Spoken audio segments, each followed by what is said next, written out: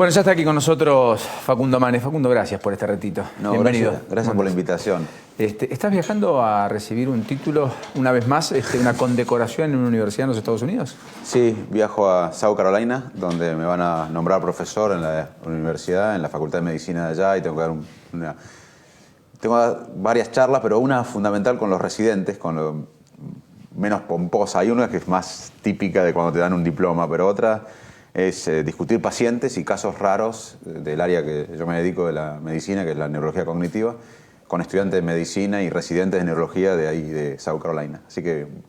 O sea, un título más en tu haber, digamos. Una condecoración, un mimo, una gratificación más. La ciencia es un buen modelo para la sociedad, porque la ciencia a mí me permite hoy, a nuestro grupo, trabajar con Australia. Yo soy profesor en Australia, en Estados Unidos, colaboro en Inglaterra, en Asia, y te das cuenta que somos los humanos bastante parecidos, que tenemos objetivos comunes.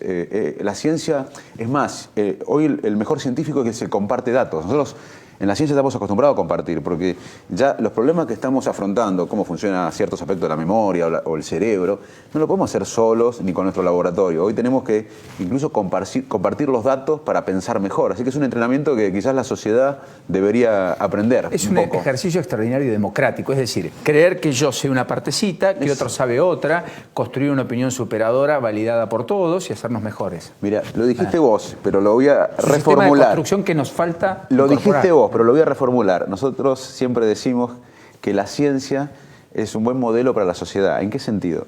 De que cuando vos tenés una investigación que querés hacer, no podés ir de la nada a hacerla, tenés que revisar qué hizo la gente antes. Y si alguien hizo algo muy bueno, aunque no sea de tu universidad, lo tenés que tomar, no podés ignorarlo, porque tenés que avanzar sobre eso. Y si alguno de tu universidad o amigo hizo algo pero no sirvió, lo tenés que desechar. No importa la amistad, importa quién hizo algo bueno y aprender del que hizo algo que no sirvió. Además, la ciencia se hace en equipo. Además de revisar el pasado y tomar lo bueno y desechar lo malo, más allá de quién lo hizo, si son amigos o adversarios. Trabajar en equipo. Pensar el futuro. No hay ciencia si no inventás algo nuevo. Después de todo ese esfuerzo, pedir plata para que se haga el experimento. Tenés que ser ejecutivo, tenés que tener liderazgo para que se lleve a cabo el experimento. Luego publicarlo, y ¿sabés qué te hacen los colegas después de publicarlo? Te critican. ¿Para qué? Para ser mejor. O sea que no es algo personal. Mirá si la sociedad, mirá si nuestra sociedad tuviera ese ejercicio, digamos. Primero que miraría a largo plazo. Yo siempre digo que, como trato de siempre comparar con la medicina, si la Argentina fuera un hospital, seríamos solamente la guardia. Estamos permanentemente, si un político tal sacó la foto con tal, si tal persona habló con tal persona, y no estamos discutiendo los temas fundamentales. El hospital es mucho más que la guardia. La guardia es importante, es donde suturamos, es la urgencia, donde salvamos vida, pero el hospital tiene maternidad, tiene epidemiología, tiene investigación. En la Argentina como país estamos siempre en la guardia, pero no estuvimos. Acá, la generación que hizo la escuela pública pensó en generaciones, en un país que no iba a haber. Pensó en las próximas generaciones, no en las próximas elecciones. Y hay que reconstruir eso. Ahora, ¿te imaginas el sistema político reconvirtiéndose hacia eso? Yo vi una foto ahí con María Eugenia Vidal, con Federico Salvay recién. Estás contribuyendo en las políticas públicas, estás tratando de dar tu aporte. ¿Qué sé yo? Estuviste en San Martín, en Villa La Cárcova, con el intendente Catopodis, con el padre Pepe. Fuiste a dar una charla con María Eugenia Vidal al otro día, al mismo distrito, a San Martín. Si te veo con ganas de lo público, digamos. Mira, mi vida, yo primero que admiro a María Eugenia Vidal, a la gobernadora, la aprecio, me parece que representa un liderazgo moderno, flexible, amplio, y hay que ayudarla aparte. Es una mujer valiente que está a cargo de la provincia más grande de la Argentina, con una desigualdad social tremenda. No podemos dejarlo sola María Eugenia. Pero yo recorro el país hace varios años, más allá de mi trabajo como científico. Yo todo el día me levanto, veo pacientes, dirijo el laboratorio de investigación, dirijo la Universidad Favaloro, contribuyo con mi granito de arena al legado de, para mí, uno de los argentinos más importantes del siglo XX, René Favaloro. Sí, porque además ahí pusiste al corazón y al cerebro al mismo nivel. Sí, es decir, el mismo estatus. El sueño de Favaloro era estudiar el cerebro. Después Liliana y Roberto, sus sobrinos, me contaban que el sueño de René era estudiar el cerebro, y tuve el honor de crear en Favaloro el Instituto de Neurociencia en el año 2006. Bueno, pero te cuento que yo recorro el país porque para mí el secreto también es la sociedad civil. Y desde ya yo contribuyo con la gobernadora desde la sociedad civil, desde mi área, porque si la sociedad civil, y esto es importante, siempre queremos que los políticos nos resuelvan las cosas. Hay que entender que los políticos son servidores públicos transitorios. Tienen que hacer su función, pero la sociedad civil tiene que exigir educación de calidad, salud de calidad, un Estado con garantías, un país con garantías. Garantía de trabajo, de dignidad, del ser solidario. Hoy no los ves. Hoy veo que la sociedad civil no está exigiendo los paradigmas a largo plazo que necesitamos. Y yo creo, por ejemplo, la democracia. ¿Quién la consiguió? ¿Una persona? No, Yo tengo una gran admiración por Raúl Alfonsín, pero no la consiguió él, la representó. La consiguió una sociedad que muchos murieron, muchos lucharon, muchos se convencieron, porque en el 79 no hablaba todo el mundo de que queríamos democracia, pero en el 83 el 99% de los argentinos querían democracia. Y hoy la cuidamos, no es perfecta, pero si alguien toca la democracia, todos dijimos, no, esto es nuestro, lo cuidamos permanentemente. Yo aspiro a que la sociedad civil, y por eso recorro el país y trato de dar una parte grande de mi tiempo a mi país, más allá de mi tarea específica como científico y neurólogo y docente, para que la sociedad civil, como reclamó democracia y cuida la democracia, reclame cuidar a los cerebros que están en situación más desigual, que tengamos educación de calidad, que tengamos política de Estado. Si la sociedad civil no reclama esto, los políticos, que son servidores públicos transitorios, por más que tengan buena intención, no lo van a hacer. Necesitamos que la sociedad reclame ese. Y ese es mi trabajo hoy, por eso recorro el país. O sea, necesitamos una sociedad que no piense en el atajo permanente, ni que crea que ir por izquierda resuelve más problemas que ir por derecha porque ese es un bobo. Y necesitamos que mire el mediano y largo plazo. Sí. Ahora, hay que tener incentivos para eso. ¿Están esos incentivos Sí, creados? Sí, están en todo el país. Hay una gran parte de la sociedad que masivamente se vuelca a los estadios, a los teatros para escuchar esto, en las redes sociales. Cuando a los argentinos les decimos, en un país a uno no le puede ir bien a nivel personal. Uno no puede realizarse personalmente si no hay una realización colectiva. Bueno, pensá lo que pasó. Cuando uno le dice esto a la gente dice, quiero participar ya. Y la participación no es solamente de la política. Es más, cuando acá en la Argentina hay discusiones o paros de educación, ¿quiénes están discutiendo? Los servidores públicos transitorios, puede ser un gran ministro, puede ser un gran gabinete, y los gremialistas, que está bien. ¿Y dónde está la sociedad discutiendo ahí la educación de nuestros hijos? ¿Dónde está la sociedad discutiendo? Tenemos que lograr eso. A propósito de eso, la escolarización universal a los 3 años, ¿ayuda? ¿Mejora el cerebro? ¿Lo hace, lo hace mejor? ¿Lo integras antes al sistema formal educativo y es un cierto resguardo de que sea mejor en el futuro? Sin duda que ayuda, pero además ayuda a que los cerebros estén bien nutridos, bien estimulados en los hogares. Acá hemos dejado solo a los docentes. Nosotros vamos a tener un futuro para lograr el desarrollo cuando el docente sea el principal trabajo de este país. Cuando un chico en la secundaria, que sea un excelente alumno, quiera ser docente y la sociedad vea al docente como el trabajo más importante de un país, porque ¿qué hay más importante que la educación de los hijos, que van a ser el país del futuro? Cuando nosotros logremos que los docentes sean los más importantes de este país, vamos a poder trazar el camino al desarrollo. ¿Por qué crees que se perdió el respeto por el guardapolvo? Por el del docente, pero también por el del médico. 20 agresiones a médicos por semana en Capital y conurbano, y episodios incontables con docentes que ha llevado a que la legislatura ya dé media sanción a una ley para agravar las penas en el caso de que alguien agreda a un docente, como ocurre con un policía, digamos. ¿Qué nos ha pasado? Dos reflexiones. Una es que la educación necesita una revolución a nivel global. ¿Por qué? Porque cuando nosotros éramos chicos, vos en tu pueblo y yo en Salto, respetábamos en gran parte al docente, sí, claro, porque nos contaban que San Martín había cruzado los Andes y nosotros no sabíamos. Entonces, el docente tenía información que nosotros no teníamos, y eso genera respeto, poder. Hoy un chico con estos celulares, con acceso a Internet, tiene más información disponible que el presidente de Estados Unidos cuando decidió que Estados Unidos iba a conquistar la Luna. En ese momento el presidente de Estados Unidos, con todos los servicios de inteligencia, con todo el poder, tenía menos información que la que tiene un chico hoy. Entonces, al docente, al no tener la información y el poder que da eso, pierde cierto respeto. Pero lo bueno, la buena noticia, y esto te lo digo como estudioso del cerebro, es que el docente es clave. Porque el cerebro humano básicamente aprende cuando algo nos motiva, nos inspira y nos parece un ejemplo. Así que nunca va a ser reemplazado el docente, el líder, el médico, más allá que la tecnología avance y que tengamos información. Ahora, el docente, no solo en Argentina, a nivel global, va a tener que reinventarse. Porque ya al no ser necesaria que transmita información, el rol del docente en el presente y en el futuro va a ser motivar. No, va a ser inspirar, motivar, ser ejemplo, pero además, ¿qué hacemos con esa información? O sea, la información está y va a estar más disponible. Digamos? ¿Cómo la procesamos? ¿Cómo trabajamos en equipo para generar nueva información? ¿Cómo la comunicamos? Así que el mundo necesita una revolución en la educación. Ahora voy a la segunda reflexión. Primera era por la educación. Y segunda reflexión, que esto pasa más acá, y acá volvemos a la primera pregunta, que mi rol como científico, yo soy presidente de una organización neurológica mundial de estudios cognitivos, tengo que viajar como parte de mi trabajo, y cuando a veces me dicen, no, los chicos vienen apáticos, vienen sin ganas, no, pará, acá somos responsables nosotros. En esta sociedad, en nuestra sociedad, el 30% de los chicos piensa que el ascenso social es por la corrupción y por el acomodo. Acá no tenemos futuro, mi querido Paulino, por más que bajemos la inflación, si bajamos la inflación, si resolvemos todos los proyectos todos los problemas de la coyuntura, de la guardia, del hospital ese que te dije antes. Correcto.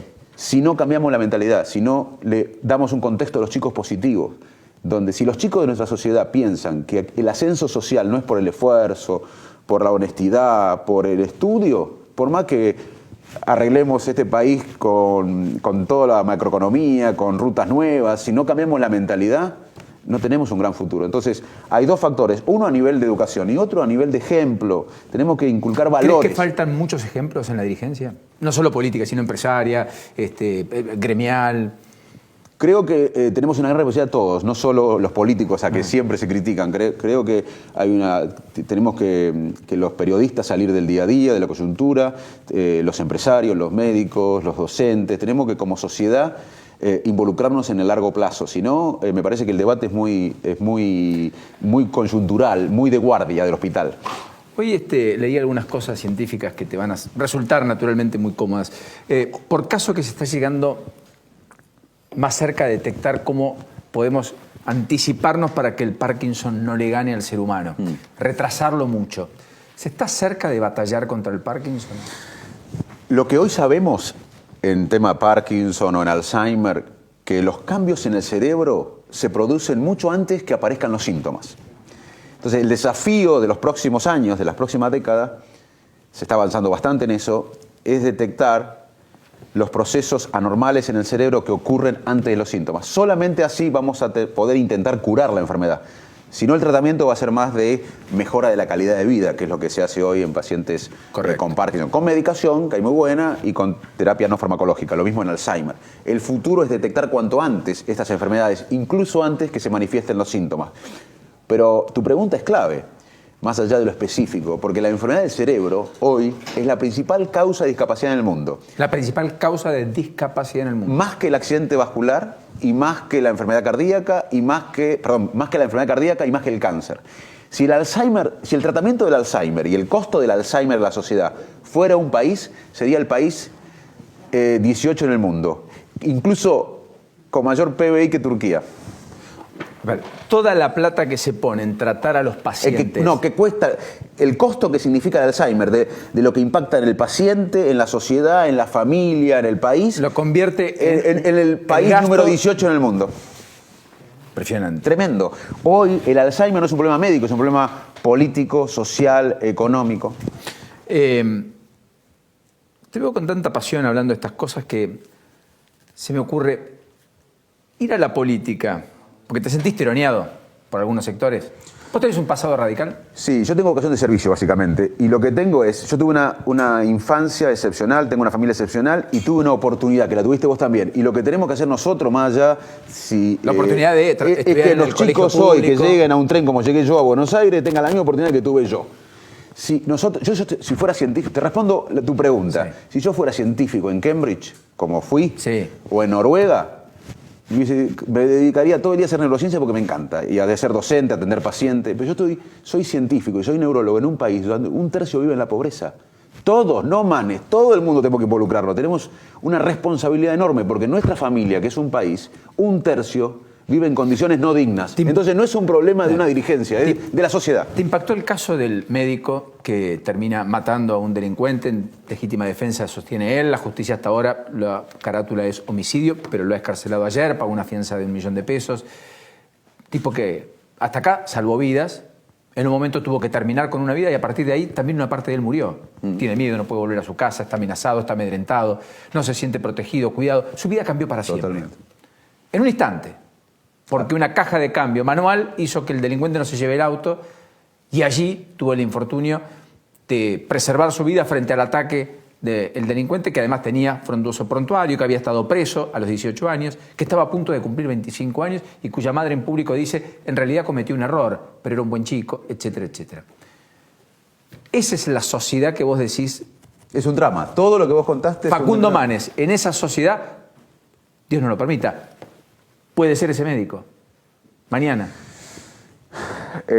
Uno es, como decía Ortega Gasset, uno y el contexto, hay que ver la circunstancia.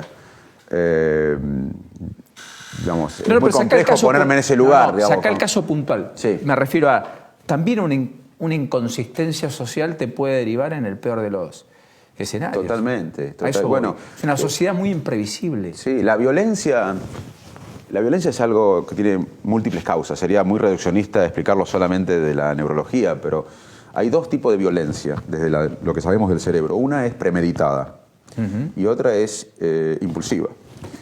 Y nadie está exento de una violencia impulsiva, más en un contexto de estrés. Porque el estrés crónico y sobre todo el estrés que uno vive, muchas veces nos hace decidir en forma más automática de la que pensamos. Estamos gritando mucho, tenemos mucha ira, estamos muy enojados.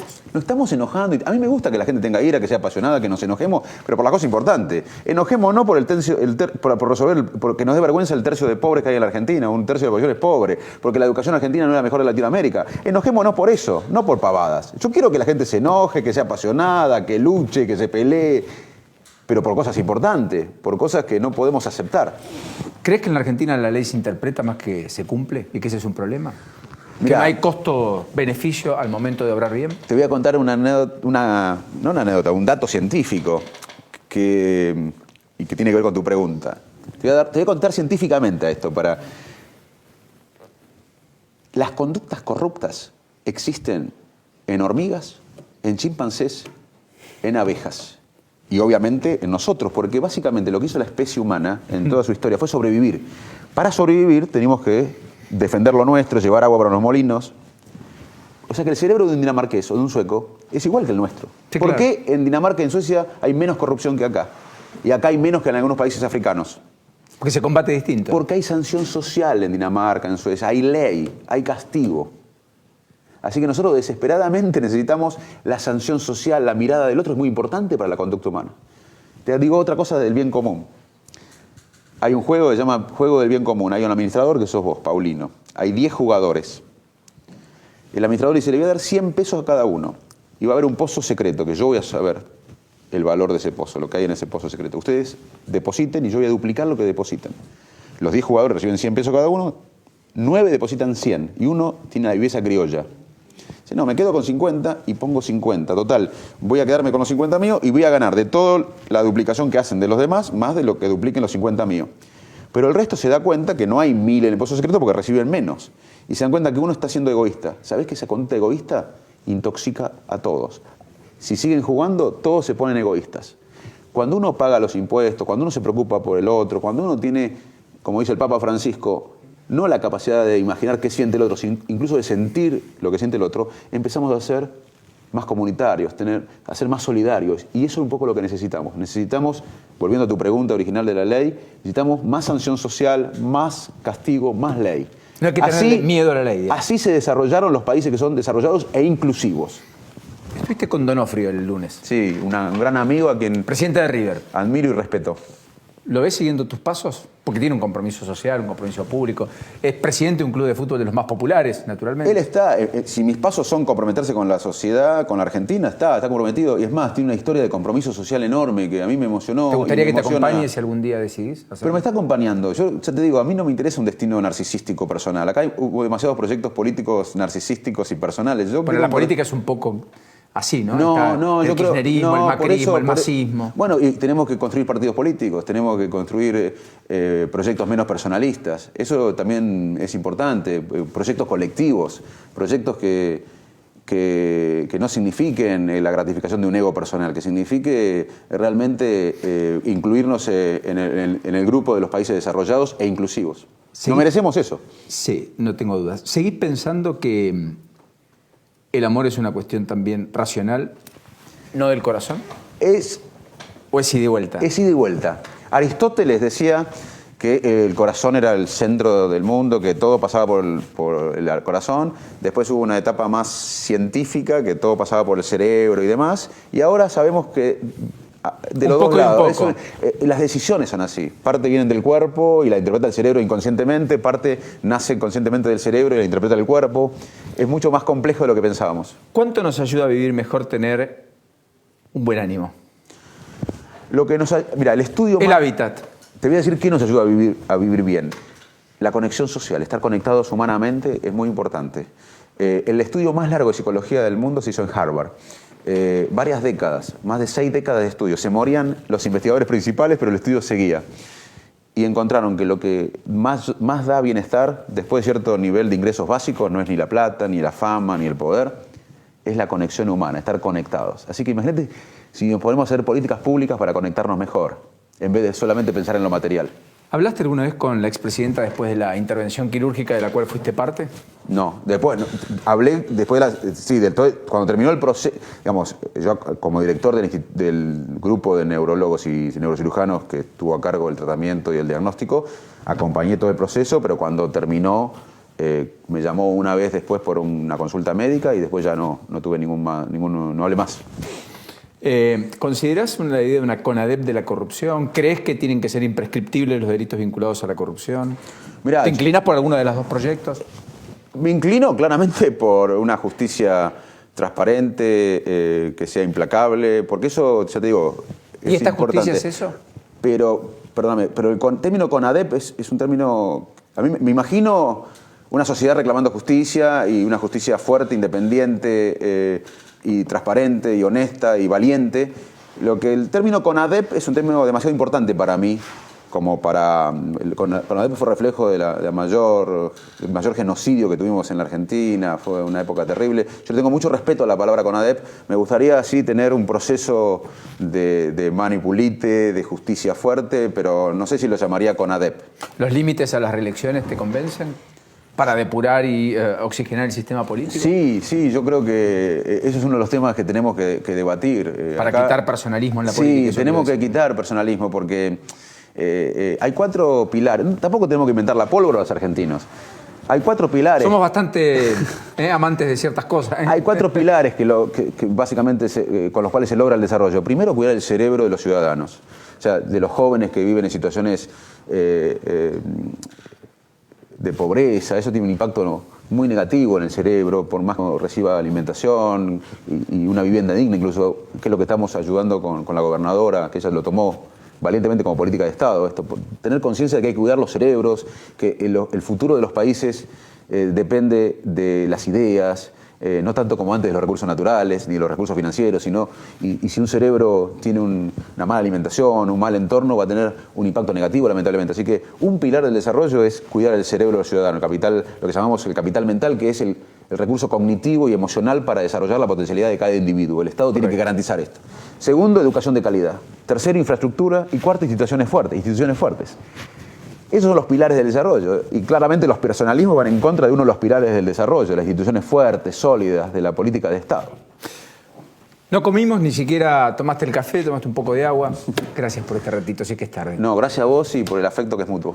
Y gracias por la generosidad de correrte hasta acá en la previa de tu viaje a los Estados Unidos y después de tantas fotos que a más de uno le generaron más de un comentario. Gracias. Facundo Manes, aquí con nosotros.